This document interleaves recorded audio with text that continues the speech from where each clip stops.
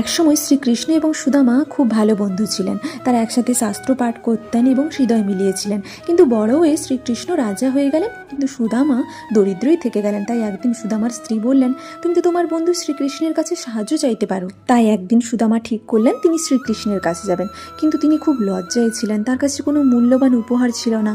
তাই তিনি শুধু কিছু চিড়ে একটি কাপড়ের মধ্যে বেঁধে নিয়ে গেলেন। যখন কৃষ্ণ সুদামাকে দেখলেন, তিনি দৌড়ে এসে তার পা ধুয়ে দিলেন, আলিঙ্গন করলেন এবং রাজ সিংহাসনে বসালেন।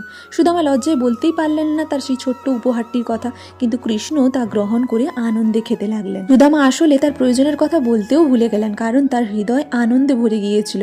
আর যখন তিনি বাড়ি ফিরলেন, দেখলেন তার ছোট্ট ঘর একটি বড় রাজপ্রাসাদে পরিণত হয়েছে, আর তার পরিবার সুখে ভরে আছে। কৃষ্ণ নিজের ভালোবাসা ও অদৃশ্য আশীর্বাদ দিয়ে তার দুঃখ দূর করে দিয়েছে। প্রকৃত বন্ধুত্ব কিংবা ভালোবাসা কখনো বড় বা দামি জিনিসের উপর নির্ভর করে না। যে উপহার আসে হৃদয় থেকে, সেটাই সবচেয়ে মূল্যবান।